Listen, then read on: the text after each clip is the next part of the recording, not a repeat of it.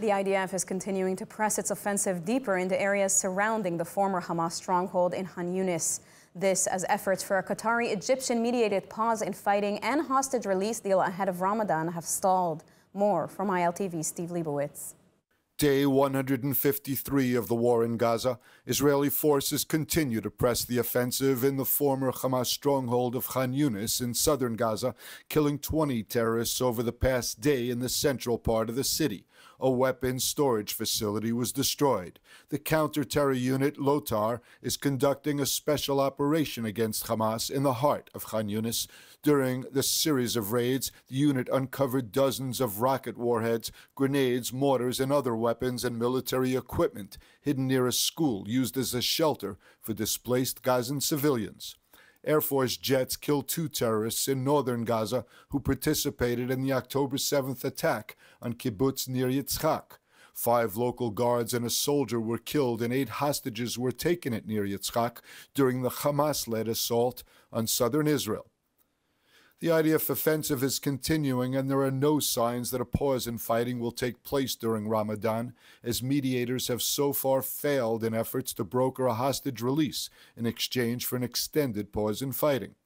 Hamas has apparently rejected a deal presented by mediators in Cairo.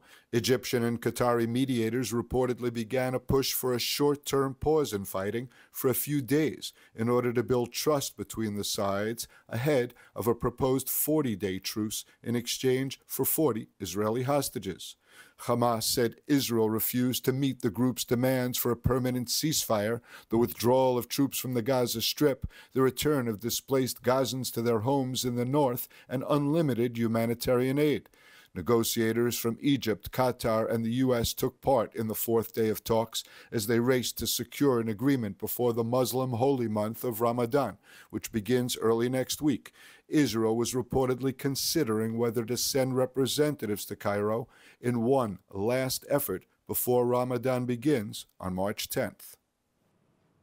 As the controversy surrounding funding to the UN Palestinian Refugee Agency, UNRWA, continues, some nations who have paused their contributions are now reconsidering. This comes amid the evidence Israel provided showing some of UNRWA's staff were involved in the October 7th Hamas attacks.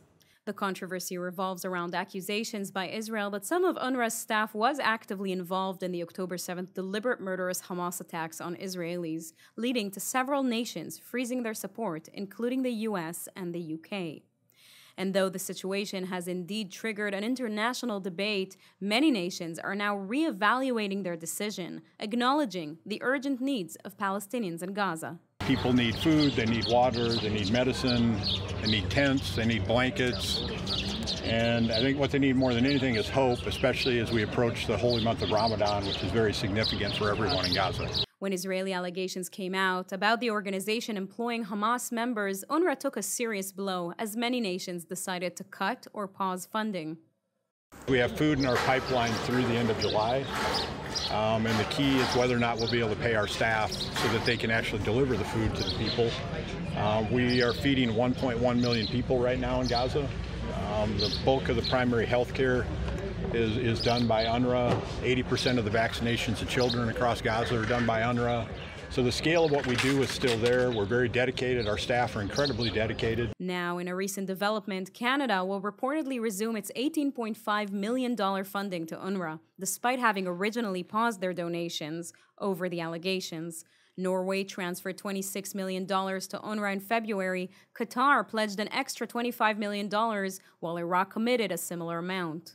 The UN is currently conducting internal investigations over the UNRWA ordeal. The outcomes of these inquiries are anticipated to play a crucial role in the potential resumption of international funding. In London, British Prime Minister Rishi Sunak unexpectedly joined a meeting with visiting War Cabinet Minister Benny Gantz, expressing his continuing support for Israel. Sunak told Gantz that while pressure is mounting, he does not allow himself to forget October 7th because Hamas's terror onslaught, quote-unquote, changed everything. More from ILTV's Devo Klein. Prime Minister Rishi Sunak unexpectedly joined the meeting with UK National Security Advisor Tim Burrow, which was held with Gantz. Gantz thanked the UK for its efforts on behalf of Israel's security and stressed the importance of continued international pressure on Hamas to secure the release of the hostages. Gantz's office said that he emphasized in his London meetings that Israel remains committed to dismantling Hamas and will do so consistent with international law. Channel 12 reported that Sunak told Gantz that while pressure is mounting in the British public and Parliament, he does not allow himself to forget October 7th, because Hamas's terror onslaught changed everything. At the same time, British Foreign Secretary Cameron said his nation is pressing Israel on the issue of civilian casualties and humanitarian aid. Israel is the occupying power. It is responsible. And that has consequences, including in how we look at whether Israel is compliant with international humanitarian law. So I think that is the most important thing on the issue of Gaza. Gantz arrived in London after visiting Washington, where he met with Vice President Kamala Harris, Secretary of State Antony Blinken, and U.S. Senate Majority Leader Chuck Schumer. And joining us now to further discuss the recent international pressures is Deputy Mayor of Jerusalem, Flor Hassan Nahum. Hi, Flor. There's surmounting international pressure for countries to resume the funding to UNRWA, especially in light of the dire humanitarian situation in Gaza. Will most countries cave and resume funding, perhaps even before UN internal investigation results are in? Well, first of all, I don't have a lot of hopes for UN internal investigations because UNRWA is a corrupt body with lots of different financial and sexual scandals over the last few years, and no internal investigation ever came to any good in the UN. UN is a body that is very bad at policing itself. So I'm not sure I have much hope for that. But what people don't seem to understand is that UNRWA doesn't do humanitarian assistance well. That's really it was never really its purpose. And the truth is, you can see it every day, they are not delivering. They cannot actually literally deliver the goods. They have got too much Hamas members and presence in their organization, and 60 to 80% of the aid is being stolen by Hamas. We've seen the scenes. It's actually kind of pathetic. So why do people want to renew money to UNRWA when it's very clear that they cannot deliver the humanitarian assistance? I really don't know. What could be the implications of these nations resuming funds to UNRWA? Israel has certainly said time and again that UNRWA cannot continue to exist in Gaza and that it must be switched. Well, first of all, I think we have to lead by example. We still have an UNRWA office headquarters here in Jerusalem. In Jerusalem, there's 5 UNRWA schools teaching this curriculum of hatred that I've been talking about for many, many years. And so if we want the rest of the world to defund UNRWA and dismantle UNRWA, why don't we start here at home? If UNRWA is dismantled, who can replace them? There's many different humanitarian organizations. There's no UNRWA in Africa. And yet when people need all sorts of humanitarian assistance, there's other international bodies. There's the World Food Organization. There's the World Health Organization. There's many different players that can come into place. Look, we've even seen that the American military was aid dropping from the sky because that seemed to be more efficient than an actual so-called humanitarian organization in Gaza. And so I'm not concerned because there's never really a vacuum. Once you actually decide that UNRWA is not fit for purpose, that UNRWA cannot deliver the humanitarian aid, and everything they've been doing is essentially stoking the conflict rather than resolving the conflict, I'm sure there will be many good faith players who can come into place to deliver that humanitarian assistance. Now, it does seem that the United States, the UK, and many other European countries are very concerned about the issue of humanitarian aid. We're seeing just this week, just as you mentioned, a couple of American airdrops of aid into Gaza. Is Israel running out of time in its campaign against Hamas in Gaza? Will it eventually succumb to this kind of international pressure sooner rather than later? Absolutely not. I think the pressure at the moment is the cutoff of Sunday, which is the beginning of Ramadan, Sunday evening. And I think that's the international pressure. But even President Biden said 2 days ago, Hamas were presented a very reasonable offer for a deal and a ceasefire for the return of the hostages. And the ball is in their court at the moment. If they are not wanting to accept that deal, they're the ones that want to perpetuate this war. And so the onus really should be on them. Israel has made a very good offer of a deal to stop the offense for a number of months in order to get our hostages back. And we need Hamas to accept that. But if they don't, Israel is going to, on Sunday, actually continue in full force until we rescue our hostages if they can't make a deal for the hostages. And so with Israel going ahead with their plans in Gaza and this deal apparently falling apart, do you think the international community will turn against Israel? Well, I'm not sure the international community has been with Israel. Some countries have, of course, and some countries haven't. And at the end of the day, we cannot live in an island. We do need international support. But more than that, we need to dismantle the existential threat to the state of Israel. That is our goal. We need to return our hostages. Every day that goes by, their lives get more dangerous and precarious. And so if we have to go it alone, we will go it alone. But we have to actually, create the situation where the war ends and Hamas is dismantled and nothing else is good enough. They started this war. They wanted this war. We didn't. But we will finish this war as we have won and finished every single war that has been started against Israel since 1948. And on that note, Flor, thank you very much for joining us today. Thank you. And now, ahead of the upcoming U.S. presidential election later this year, President Joe Biden gears up for his State of the Union address, aiming to discuss concerns about his age and economic policies. With the political arena set for a rematch against Donald Trump, the stakes are high for the president, and this address will likely set the tone in the months to come. More from William Sharon. President Joe Biden's State of the Union address is expected to cover a range of issues, from abortion rights to healthcare costs and infrastructure investments. The president faces a challenging task of convincing voters he is fit for a second term. Amid doubts about his age and the economic trajectory, the speech comes at a crucial time, setting the stage for an intense 8-month campaign as Biden seeks a re-election. And as Biden delivers his State of the Union speech, his audience will include 17 relatives of Americans either held captive by Hamas in Gaza or have been murdered by Hamas terrorists on October 7th in Israel. Congress members were asked to show solidarity and a firm commitment to the release of the hostages by wearing yellow ribbons and symbolic dog tags during the State of the Union. Biden's address will likely shape the narrative for the upcoming national elections in the months ahead. Experience the power of truth with ILTV News. If you're looking for quality content and captivating visuals, join our news community and become an integral part of our team as we embark on a mission to unveil the real Israel, dismantling the web of lies and misinformation that surround reporting on Israel. By subscribing to ILTV News, you will not only have access to the latest updates, but you will also amplify our message, creating a ripple effect that carries the truth far and wide. Subscribe today and help reshape the narrative. Available on the web, Android, and Apple. And joining us now is former advisor to U.S. Ambassador David Friedman and one of the leading architects behind the Abraham Accords, Aryeh Lightstone. Aryeh, hello. The State of the Union address is set to take place tonight. What will President Joe Biden likely focus on and highlight in this address? I mean, across the board, I think he's going to talk about how well he is doing, because that's what presidents do. And in terms of that, his remarks seem to be focused on what he'll call Bidenomics.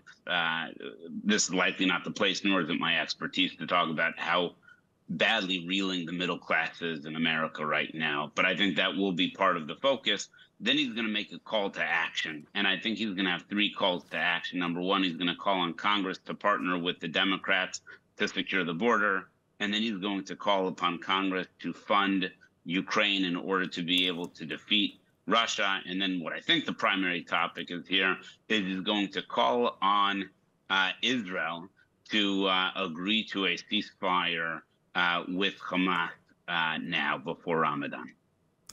In light of recent polls showing Trump with a narrow lead, how crucial is Biden's State of the Union speech in not only addressing voter concerns, but also setting the tone for the upcoming election showdown? Well, I don't think he can do anything that's going to change anybody's mind based upon his substance. I think what people are going to be looking for is, as a 80-year-old man, is he going to be able to deliver a lengthy talk in front of many people with coherency. And I think that's what most people are going to be watching this evening. What he says, I think, is already pre-baked. It's more or less how he delivers that. And I think the election is going to come down to a great degree of, do you believe in the vitality of Joe Biden, or do you believe in the substance of Donald Trump? And Nikki Haley is out of the race now. How will both Biden and Trump try to appeal for her moderate supporters? Yeah, I think her supporters, when you use the word moderate, I think that they are Republicans primarily who came out to vote for her, who are looking for perhaps a different direction. Once she is dropped out, I believe that the vast majority of those voters are going to go home to Donald Trump. I think if you look at where President Biden has led the United States of America to, either domestically in terms of economics, the cost of fuel, the open border, and foreign policy, ground war in Europe, and our number one ally in the world, Israel, being attacked and not being supported 100%. And you look at Donald Trump, who people sometimes don't like his tweets. I think that 95% of Haley voters are going to come home to Trump. Families of American hostages held by Hamas in Gaza, along with Americans who were murdered by Hamas on October 7th, will be present in the room during Biden's address. At least one released hostage will be there as well. What does this signify? How likely is their presence to impact in any way? Well, I can only speak to one that I'm aware of, Meon, and I believe she's there as the guest of Speaker Mike Johnson. I think that the speaker has actually tried to push President Biden to focus on this. The President of the United States of America and his Secretary of State have moved away from all of the requirements of negotiations that existed at the beginning, which is release hostages and you will get a pause or you'll get a ceasefire. So let's do a ceasefire first, and then we can talk about the hostages. It is the weakest, most feckless form of negotiating that I've seen. And I think that Speaker Johnson, to his credit, is going to hold the president's feet to the fire by saying, I am bringing an actual hostage here. Now you do the right thing. All of America knows what the right thing to do is here. The President Biden thinks, or thought, or his handlers thought, that by having a ceasefire prior to the State of the Union, he'd be able to celebrate that as though that was some magnificent political brokerage going on over here. That clearly has not worked, and nobody, to the best of my knowledge, trusts his leadership here in the Middle East at the moment. There's a great deal of controversy surrounding Biden's support for the Israeli offensive in Gaza, which has triggered a protest vote. How might that factor into the general election? I think it's going to factor in meaningfully. Now, when it comes down to choosing between President Biden and President Trump, I think most of those voters are going to go home to President Biden. So I don't think they're going to vote for President Trump. And I'll tell you one of the reasons why they're not going to vote for President Trump, because if they're not happy with Biden's meandering foreign policy that supports Israel much of the time or some of the time, man, are they going to be upset to vote for the single most pro-Israel president in the history of the United States of America, Donald J. Trump. He has made his policies exceptionally clear on where he's going to be. If you remember his very first trip to the Middle East, he went to Saudi before he went to Israel, and he told the Muslim world in Saudi Arabia, radical Islam is a cancer on your society. You deal with it or I'll deal with it. And lo and behold, when called out, this is what happened. Radical Islam didn't disappear, but it certainly was mitigated meaningfully. Contrast that with where President Biden says, we need a ceasefire by Ramadan. Why? Why is Ramadan the deadline for having a ceasefire? It's the bigotry of lowest expectations. Muslims can't do anything other than riot on Ramadan? That's baloney. It's completely and totally. I co-authored 3 years ago when Ramadan and Passover were coinciding with one of the ministers in UAE that says, I'm not aware of any holiday that demands that you go out and that you make somebody else's life miserable. Certainly not any God that would want that to happen. When Passover and Ramadan coincide, it should be uplifting to Jerusalem, not threatening to Jerusalem. And it just depends on how you look at things. Ari Lightstone, thank you very much for joining us. Thank you. Yemen's Houthis have killed 3 sailors in an attack on a Barbados-flagged commercial ship in the Gulf of Aden. These were the first fatalities caused by the Houthis since the group began targeting ships late last year in a show of support for Hamas in its war with Israel. More from ILTV's Steve Leibowitz. The Houthi militia claimed responsibility for the attack off the coast of Yemen, causing the first fatalities from Houthi attacks since the group began targeting ships late last year. The crew abandoned the ship, the True Confidence, according to British and American authorities. The attack on the Barbados-flagged bulk carrier True Confidence further escalates the conflict on a crucial maritime route linking Asia and the Middle East to Europe that's been disrupting global shipping. The ship has been abandoned and was drifting with a fire on board after the strike. In what they call acts of protest against Israel's offensive in Gaza, the Houthis have launched missiles and drones at many ships transiting the Red Sea and the Gulf of Aden. The United States and Britain, with support from several allied countries, have responded with airstrikes on Houthi targets, but the attacks have continued. The Houthis have continued to launch these reckless attacks with no regard for the well-being of innocent civilians who are transiting through the Red Sea. And now they have unfortunately and tragically killed innocent civilians. And so the United States will continue to hold the Houthis accountable for their attacks, which have not just disrupted international commerce, not just disrupted the freedom of navigation in international waters, and not just endangered seafarers, but now tragically killed a number of them. So we will continue to hold them accountable, and we call on governments around the world to do the same. Now that the Houthi attacks have turned deadly, the U.S. is expected to step up retaliation against them, expanding the range of targets inside Yemen. The Israeli state inquiry has been released on the Mount Meon disaster of 2021, in which 45 men and boys were killed in a crush at the hilltop gravesite in the worst local civilian disaster in Israeli history. More from ILTV's Devo Klein. 45 men and boys were killed on April 30th, 2021, in a crush at the hilltop gravesite of 2nd century sage Rabbi Shimon Bar Yochai on Mount Meron in northern Israel, during the annual Lag BaOmer celebrations. The disaster occurred when 100,000 worshippers, mostly members of the ultra-Orthodox community, crowded into the holy site, despite long-standing warnings about the safety of the complex. Presenting its findings after 2.5 years of work, the committee named Prime Minister Benjamin Netanyahu as one of a number of officials responsible. The commission also mentioned Knesset Speaker Amir Ohana, who served as Public Security Minister at the time of the disaster. The 320-page report also pointed the finger at Police Chief Shabtai. It said that under normal circumstances, the committee would recommend that he be terminated. But due to the ongoing war against Hamas, it recommended that the government determine the correct date for his term to end. The commission found that officials should have known a disaster of this type was only a matter of time, and worked to fix the problems instead of ignoring them. It compared the Mount Meron crush to a Greek tragedy whose end was known from the start.